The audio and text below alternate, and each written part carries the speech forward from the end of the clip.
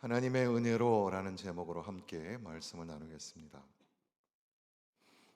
나뭇가지에 앉아있는 새를 바라보면서 새를 부러워하면서 너는 좋겠다.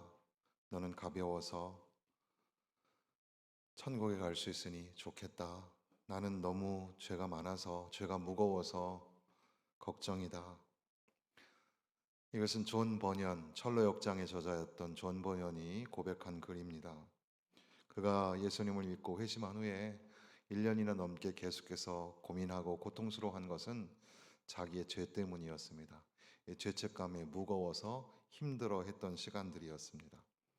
18세기의 위대한 설교가라고 하는 조지 휘필드가 남긴 말도 비슷한데, 우리의 훌륭한 의무들은 수없이 찬란한 죄들과 같다. 우리는 죄의 넌더리를 낼 뿐만 아니라 우리의 의와 모든 의무와 성과들까지도 메스꺼워야 한다. 먼저 마음에 깊은 회심이 있어야만 당신 마음에서 마지막으로 꺼내야 할 우상인 자기의로부터 벗어날 수 있다. 죄 문제를 심각하게 고민할 때 하나님의 은혜가 있는 겁니다. 1515년 마틴 루터는 자신의 서자에 앉아서 이 로마서를 읽으면서 깊은 고민에 빠지는 거죠. 앞서 지난 몇 날 동안 루터는 절망의 나락으로 치닫고 있었고, 인간 모든 역사에서 마틴 루터만큼이나 자기의 죄성 때문에 극심한 고통을 겪은 사람이 많지 않다고 할 만큼 그는 자기의 죄 때문에 온갖 모든 것들을 해보았습니다. 고백도 하고 참회도 하고 신비주의에 빠지기도 하고 성찬과 고행과 온갖 종류의 영적 결심 또는 영성훈련, 그러나 아무것도 효과가 없었습니다. 자신이 하나님 앞에서 완전히 정죄받았다고 느꼈고 벗어날 희망이 보이지 않았습니다. 루터의 전기를 썼던 작가는 그의 논리는 막다른 골목에 이르렀다. 용서받으려면 죄들을 고백해야 했다. 죄를 인식하지 못하면, 기억하지 못하면 고백할 수 없다. 고백하지 못하면 용서받을 수 없다. 그러니까 아무리 생각해도 마틴 루터는 자기의 죄를 다 기억할 수 없었고 일일이 명명할 수 없었습니다. 그런데 하나님의 재판장 앞에서 죄가 천명이 되면 자신은 파멸될 것이라고 생각한 거죠. 그래서 계속해서 고민하며 사투를 벌이듯이 로마서를 읽은 겁니다. 복음에는 하나님의 의가 나타나서 믿음으로 믿음에 이르게 한다. 오직 의인은 믿음으로 말미암아 살리라 함과 같으니라. 로마서는 1장 16절 17절이 중요 중심 구절이 되겠고, 또한 3장 21절 우리가 읽고 있는 부분이 어떻게 보면 신학적으로 가장 중요한 핵심 구절이 될 것이고, 또 우리가 자주 반복해서 읽고 있는 12장에 가서 거룩한 산제사가 되라는 말씀으로 연결되어질 텐데, 한 사람으로 말미암아 죄가 세상에 들어왔고 죄로 말미암아 죽음이 들어온 것처럼 모든 사람이 죄를 지었기 때문에 죽음이 모든 사람에게 이르게 되었다. 죄와 죽음에 관한 고민. 그러나 한 사람의 범죄로 많은 사람이 죽었으나 하나님의 은혜와 예수 그리스도 한 사람의 은혜로 말미암은 선물로 이제 우리 안에 은혜가 더욱더 넘쳐나게 되었다. 죄가 많은 곳에 은혜가 더욱 넘치게 되었다. 죄가 죽음으로 사람을 지배한 것과 같이 은혜가 의를 통하여 사람을 지배하여 우리 주 예수 그리스도로 말미암아 얻는 영원한 생명에 이르게 되었다. 이런 말씀에 이르기까지 마틴 루터는 정말 결벽증에 걸린 사람처럼 자기의 죄를 들추어내려고 했고, 그러나 그렇게 할 수 없는 인간의 그 절대적 나약함 앞에 떨다가 하나님의 은혜, 하나님의 값없이 부어주시는 은혜, 그 십자가의 은혜가 아니고서는 될 수 없는 거구나. 그러니까 중세 교회의 카톨릭의 부패성 속에서 공로나 공적으로가 아니라 오직 하나님의 은혜, 오직 예수 그리스도를 믿는 믿음으로 말미암아 하나님의 은혜를 값없이 받음으로 말미암아 우리가 의롭다함을 받게 되었다는, 그래서 종교개혁의 기치를 들게 되었다는 겁니다. 학자들은 로마서 3장 21절 이제는이라고 시작하는데 원래 헬라어에는 그러나라는 단어가 들어있죠. 그래서 이 그러나 이제는 이것이 복음의 심장이라고 부릅니다. 예수님을 주님으로 믿는 모든 사람들은 자기를 구원하시는 하나님의 위대하신 사랑과 은혜의 방식을 한 번은 꼭 만나야 합니다. 그 방식에 눈을 뜰 때야 비로소 그 사람의 삶에 위대한 전환점이 생기게 되죠. 그래서 이 로마서 3장 21절 그러나 이제는 이것을 위대한 변혁점이라고 부르기도 하는 겁니다. 죄인 중에 괴수라고 고백했던 바울은 어떻게 사도로 부르심을 받을 수 있었을까? 이것은 하나님의 전적인 사랑과 하나님의 한없으신 값없는 은혜 때문이었다는 겁니다. 이 놀랍고 충격적이고 도전적인, 그래서 이것을 우리는 복음이라고, 기쁜 소식이라고 부르는 거죠. 로이드 존스 목사님이 많은 책을 쓰셨고, 그 중에 대표적인 것은 로마서 강해라고 할 수 있고, 우리 노회의 서문강 목사님께서 로마서 강해, 로이드 존스의 로마서 강해를 전권을 번역을 하셨죠. 그래서 예전에 그 전해 교회에 있을 때 그 14권 전체가 다 번역이 되고, 영국에서 그리고 또 캐나다에서 여러 나라에서 이제 완역한 것에 대해서 축하하려고 그런 사람들이 와서 함께 그 행사를 가졌던 기억이 있습니다. 그 로이드 존스의 그 로마서 강해, 그분이 웨스트민스터 채플에서 설교를 계속 하셨고, 물론 그 로마서 1장부터 차례차례로 설교를 하셨죠. 그렇지만 그것이 이제 책으로 출간될 때는 1권이 총 14권인데 1권이 시작이 로마서 3장 21절. 여기 그러나 이제는 여기서부터 책을 시작을 하는 겁니다. 왜 그렇게 하였는가? 로이드 존스 목사님은 설명을 붙이기를, 독자들로 하여금 복음의 심장으로 빨리 가게 하고 싶은 그런 간절함 때문이었다. 그러니까 어떻게 보면 로마서 3장 21절이 아주 중요한 복음을 소개하는 핵심이 될 수 있다는 거죠. 이제는 율법 외에 하나님의 한 의가 나타났으니, 율법 외에 하나님의 한 의가 나타났다. 율법과 이 믿음, 율법과 복음, 이것이 나눠진 것이 아니라 이 구원의 복음을 설명하기 위해서 반드시 율법의 과정이 필요한데, 죄 가운데 있는 우리의 영적인 실상을 보여주는 것이 율법이라는 것을, 그러나 율법으로는 의롭다함을 받을 수 없다는, 그래서 하나님의 한 의가 나타났다, 이것을 말씀하시는 거죠. 하나님의 한 의, 이것은 1장 17절에도 복음에는 하나님의 의가 나타나서 믿음으로 믿음에 이르게 하나니, 복음 안에 나타난 하나님의 한 의가 모든 믿는 자를 구원하시는 하나님의 능력이 된다는 말씀을 다시금 반복하게 되는 겁니다. 그러니까 어떻게 보면 모든 우리 인간은 하나님의 법정 앞에 서서 두 가지의 모습을 가질 수 있겠는데, 하나는 자기 자력으로 또는 율법의 행위로 자기의 의로 하나님의 법정에 서려고 하는 그런 부류가 있을 것이고, 또 한 부류는 그리스도 안에서 하나님께서 제공하시는 의를 믿음으로 의존하고 하나님의 법정에 서 있는 양식. 결국은 인류는 그 둘 중에 하나가 될 텐데, 복음이 모든 믿는 자에게 구원을 주시는 하나님의 능력이 된다. 이것은 율법으로는 안 되는데, 율법 외에 하나님의 한 의가 있기 때문에 그것이 가능하다, 그런 말씀이 됩니다. 이것은 이미 율법과 선지자들에게 증거를 받은 것이라는 말이 덧붙여 있습니다. 율법과 선지자는 무엇입니까? 구약 성경을 말하는 것이죠. 율법은 모세, 창세기, 출애굽기, 레위기, 민수기, 신명기, 모세의 책들, 그리고 이어서 선지자들의 책들, 구약의 성경책들, 그 모든 것들은 율법 외에 나타난 하나님의 한 의, 예수 그리스도에 관한 소개의 글이라는 거죠. 그래서 이제 빌립이 나다나엘에게 전도할 때에도 찾아가 이르되 모세가 율법에 기록하였고 여러 선지자가 기록한 그 일을 우리가 만났으니 요셉의 아들 나사렛 예수니라. 예수님이 바로 구약 성경에 기록된 그분이 우리가 만난 그분이다, 이렇게 소개를 하고 있는 겁니다.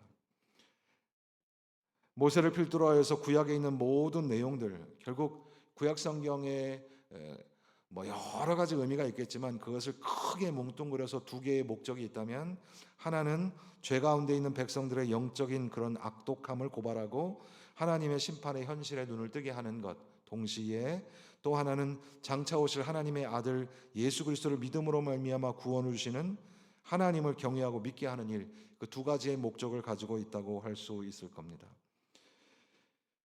22절에 보면 예수 그리스도를 믿음으로 말미암아 모든 믿는 자에게 미치는 하나님의 의인이 차별이 없느니라. 그러니까 오직 믿음으로, 예수님을 믿음으로 말미암아 이제 하나님의 의를 발견하게 되는데, 차별이 없다는 것은 여기 문맥으로 보면 헬라인이나 이방인이나 모두가 차별이 없다. 그리고 1장부터 3장 20절까지의 그 내용에 보면 모든 사람이 죄를 범하였다.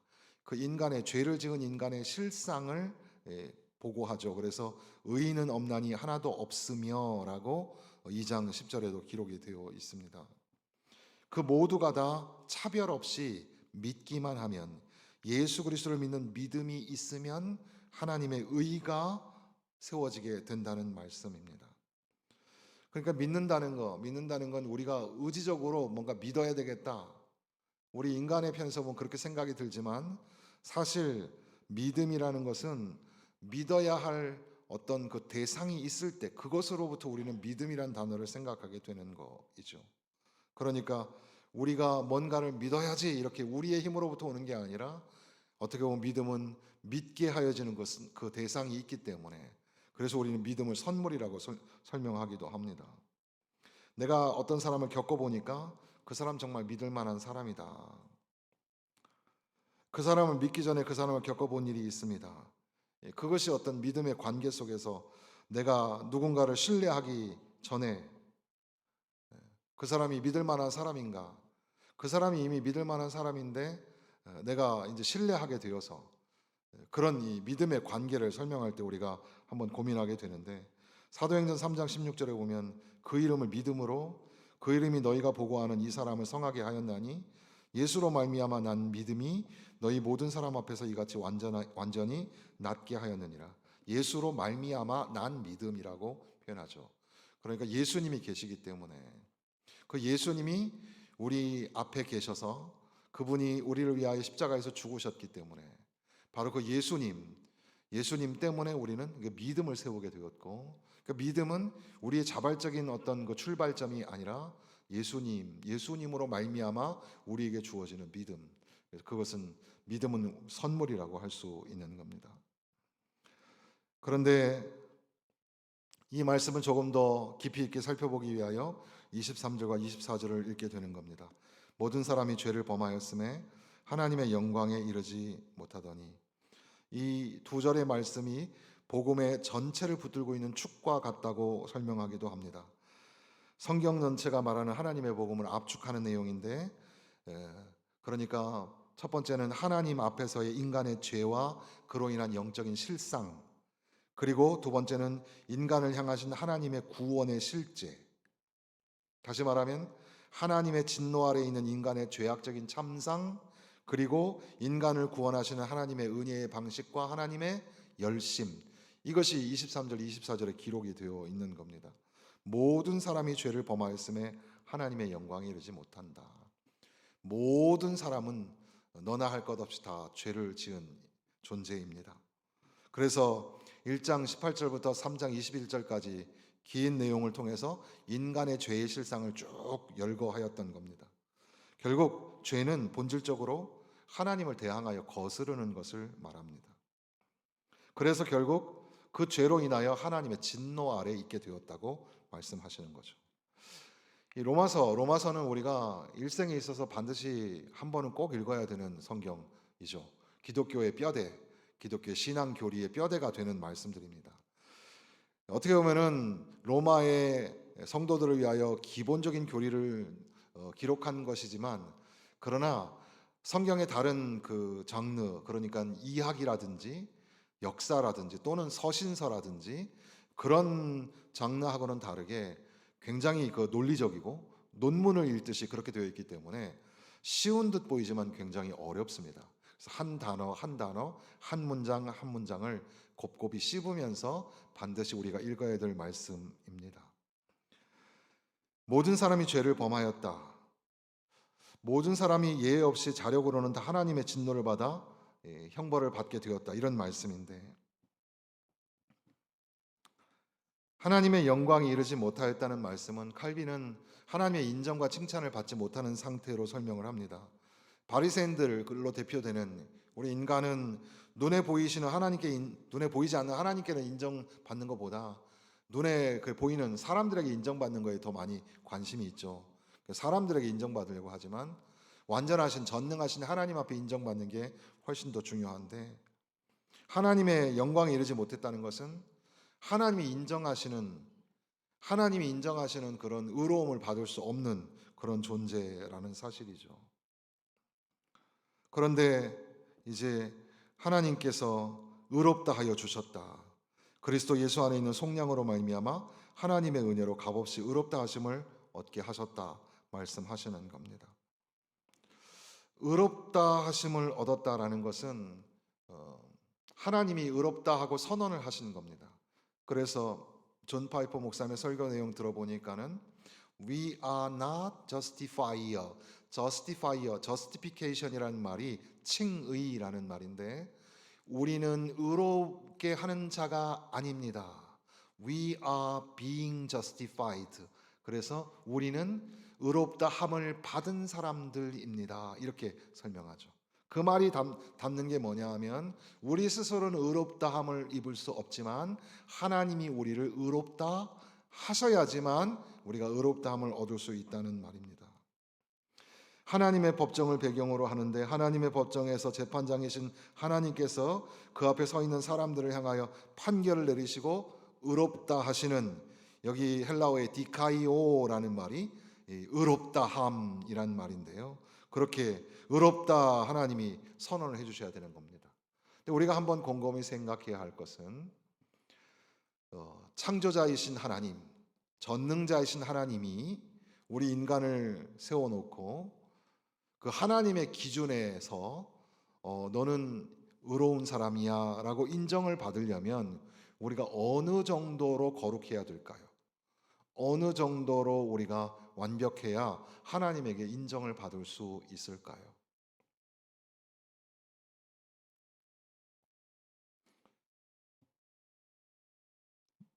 율법의 요구를 완전하게 만족시키고 한 번도 율법을 어긴 적이 없는 사람, 행동으로만 아니고 마음으로도 한 번도 율법과 계명의 정신에 저촉되는 일이 없는 사람, 하나님의 율법을 다 완벽하게 지키는 사람, 그래야지 내가 의롭도다 이렇게 말씀하실 수 있겠죠. 우리가 율법을 완벽하게 지킬 수 없다는 것을 율법이 우리에게 보여주고 있는 건데, 많은 세상에 죄인들이 많습니다. 결국 세상의 그 시끄러운 이야기, 정치의 이야기도 결국은 누가 더 큰 죄인인가 뭐 이런 거 아닙니까? 우리 모두는 다 죄를 가지고 있는데, 여러분 사람을 죽인 그 살인의 죄를, 살인죄, 살인을 해보신 적 있으십니까? 예수님께서는 형제를 향하여 라가라 하는 자는 살인하는 자라 그랬는데, 라가는 뭐 바보 이런 뜻인데, 우리가 가족이나 이웃이나 사람들을 향하여 저 사람 무식한 사람, 저 바보 같은 인간 이렇게 우리가 하면 결국 그것도 살인하는 죄가 될 수 있겠죠. 겉으로는 안 그런 척하지만 속으로 욕망과 욕정을 가지고 죄된 욕심을 가지고 간음하는 그런 인생들이 얼마나 많습니까? 사실 우리는 감추어져 있을 뿐이지 우리 모두는 다 흠결이 있는 사람들입니다. 그러니까 하나님의 기준에 의하면은 우리는 우리 중에 한 사람도 의롭다, 하나님 앞에 인정받고 칭찬받을 사람이 한 명도 없다는 겁니다. 그런데 하나님이 우리를 의롭다 하셨다는 거죠. 모든 사람이 죄를 범하였음에 하나님의 영광에 이르지 못하더니 그리스도 예수 안에 있는 속량으로 말미암아, 이 속량이라는 말은 구속이라고도 읽고, 원래 이 원어는 매인돼서 해방시키기 위해서 지불되는 대가라는 뜻이죠. 그래서 노예나 종으로 팔려 있다가 또는 죄로 인하여 옥에 갇힌 자가 그 곤경에서, 그 구속에서 건짐을 받을 때 그거를 대신해서 지불해야 할 응분의 대가, 이런 것들이 바로 속량이라고 할 수 있겠습니다. 그래서 자신에게 주어진 책임은 아니지만 다른 사람을 위해서 그 책임을 대신 걸머지고 그 책임의 압박에서 벗어나게 하기 위해서 지불하는 대가가 속량인데, 예수 그리스도의 대가, 지불로 인하여서 예수님이 대신 속량하심으로 말미암아 이제 의롭다 하심을 입게 되었다. 그래서 아담과 하와가 죄를 짓고 자기들이 벗은 줄 알고 부끄러워할 때에 하나님께서는 가죽 옷을 지어서 입히셨죠. 짐승이 죽고 그 짐승의 가죽이 대신하여서 그들을 가리워 주게 된 거죠.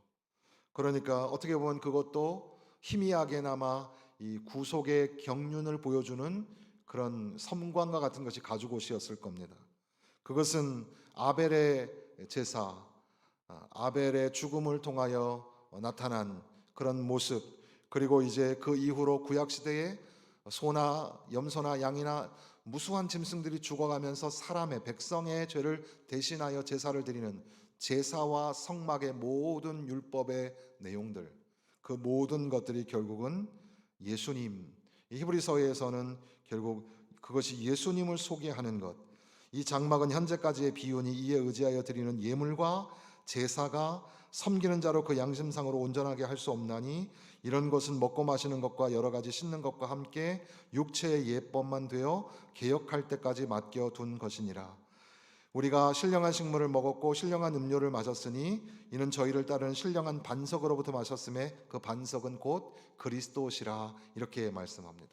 구약의 모든 내용들이 예수님에게 귀결되는 것을 볼 수가 있는 거죠. 예수 그리스도께서 속량하셨기 때문에, 예수 안에 있는 속량으로 말미암아 우리가 의롭다 하심을 얻게 되었다라는 겁니다.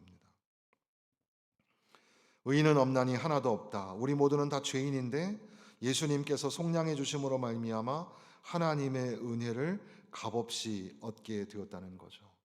하나님의 은혜, 하나님의 은혜를 값없이.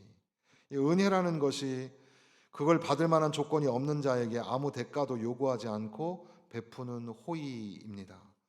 그러니까 하나님의 의롭다 하심의 선고를 받은 자 편에서 예수 그리스도의 속량함 말고는 우리가 할 게 하나도 없는 거죠. 우리의 공력이나 우리의 공적이나 우리의 의가 전혀 필요 없이 하나님의 은혜로만, 오직 하나님의 은혜로만 값없이 우리가 구원을 받았다는 사실입니다.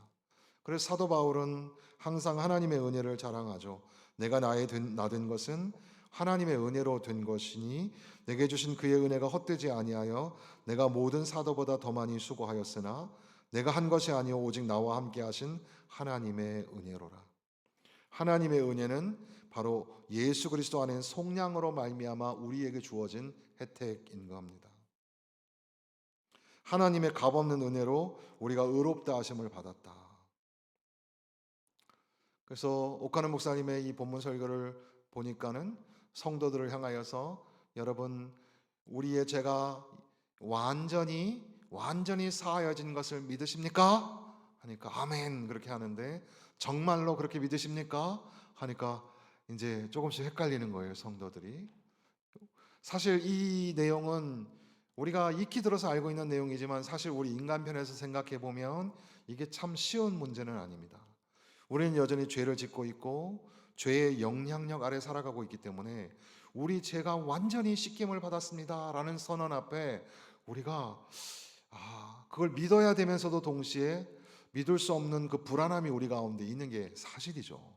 그러니까 우리의 관점으로 보지 말고 하나님의 관점으로 이 내용을 우리가 이해해야 합니다.